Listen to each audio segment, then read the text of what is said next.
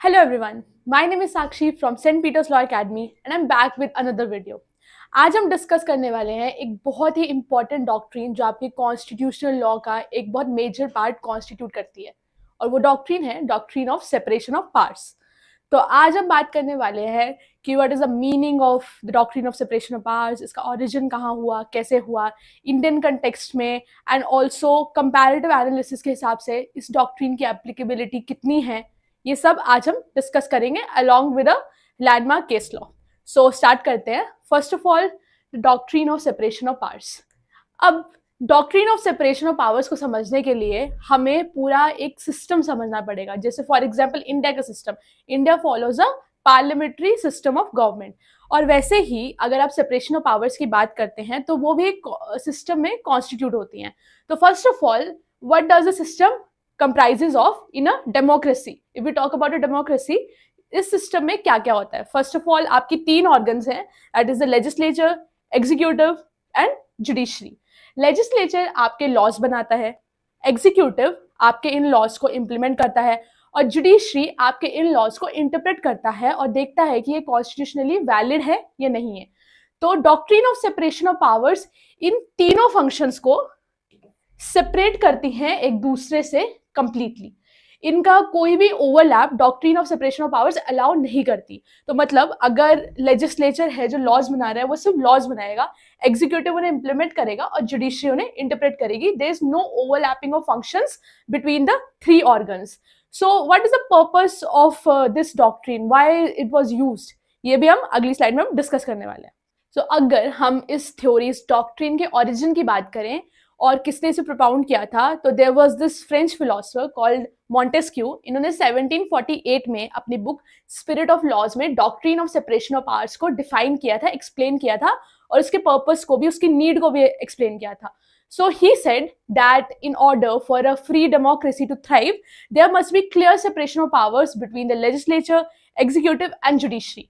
इन तीनों के functions overlap नहीं करने चाहिए, so that there is no arbitrary use of power. So Montesquieu stated that there should be a clear distinction between the powers of these three organs of the government.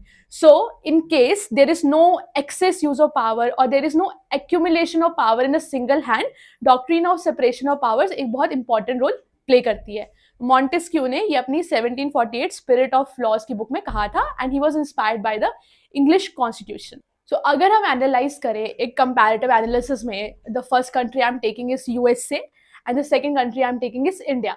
USA में clear separation of powers है। वहाँ के जो उनका जो constitution है वो article 1, 2 and 3 confer करता है ईच ऑर्गन को उसकी पावर्स बहुत ही क्लियरली डिफाइन करके। So the first article states that the Congress will make laws, the second article says that the executive will implement it, and the third article says that the judiciary will interpret these laws. तो इसमें एक clear separation of powers है उनकी democracy में, जो कि USA follow करता है। Now talking about India, India में there is not so rigid separation of powers का application. How? Because India follows a system of checks and balances. The functions are somewhat overlapping, and also there is a system of checks and balances between the three organs which we will discuss now. तो India में बहुत सारी debate हुई constituent assembly में about the word of separation of powers. So अगर हम judicial presidents की बात करें जो भी इंटरप्रेट हुए हैं लॉज हमारी जुडिशरी के थ्रू, इसमें यह पता लगता है कि इंडिया में बेसिक सेपरेशन ऑफ पावर्स का डॉक्ट्रिन एप्लीकेबल है और वो इंक्लूडेड है आपके डॉक्ट्रिन ऑफ बेसिक स्ट्रक्चर में। लेकिन इंडिया में रिजिड तरीके से doctrine of separation of powers follow नहीं होता है। अगर हम इंडियन कॉन्स्टिट्यूशन के आर्टिकल्स को देखते हैं, कुछ आर्टिकल्स हैं तो उनमें आपको रेफरेंसेस मिलेंगे सेपरेशन ऑफ पावर्स ऑफ के प्रिंसिपल के बारे में। For example if we talk about article 50 of the constitution, article 50 of the constitution places an obligation on the state to separate the judiciary from the executive to maintain its independence. ठीक है, तो फिर इस हिसाब से इससे पता लगता है कि कैसे सेपरेशन ऑफ पावर्स में जुडिशरी के रोल को डिफाइन किया गया है कि independence of judiciary is very important, and for that executive control needs to be taken back और tone down. Second, if we talk about Article 123 of the Constitution, Article 123 of the Constitution confers powers on the President of India to promulgate ordinances when the Parliament is not in session. तो इस हिसाब से जो आपका president है वो legislate भी कर सकते हैं। इस आर्टिकल के अंडर, इस पावर के under, he can legislate and he can act as a legislature by propagating ordinances when the parliament is not in session. So if we talk about article 50 and article 123 in brief, I have told you about both three organs of the government. So इससे पता लगता है कि हमारे constitution ने implement किया है separation of powers उसके प्रिंसिपल्स में, लेकिन जुडिशियल इंटरप्रिटेशन से ये भी क्लियर किया है कि वो बहुत ही ज़्यादा रिजिड तरीके से फॉलो नहीं होता। और कैसे नहीं होता? For example, this is legislature, judiciary and executive. So if we talk about a legislature can impeach the judges of the Supreme Court and High Court, and also the judiciary can struck down any law which is passed by the legislature if it is constitutionally invalid. Similarly, अगर हम executive की बात करें तो article 361 के under आपका जो president है वो इम्यून होते हैं कोर्ट प्रोसीडिंग से. So there is a functional overlap and there is a system of checks and balances followed in India.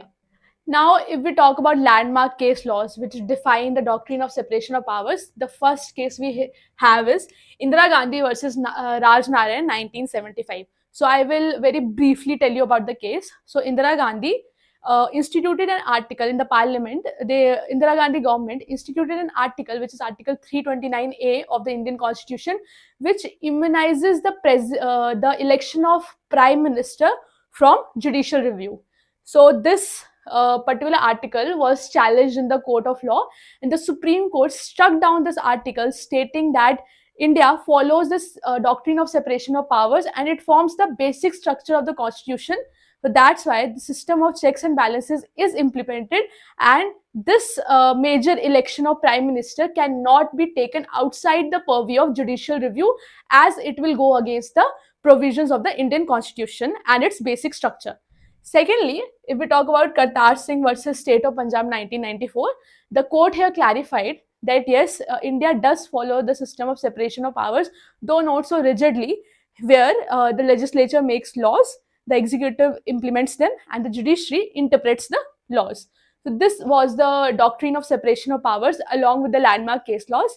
Thank you so much, everyone. Like, share, subscribe, and keep watching St. Peter's Law Academy. And comment down in the section below what type of videos do you need.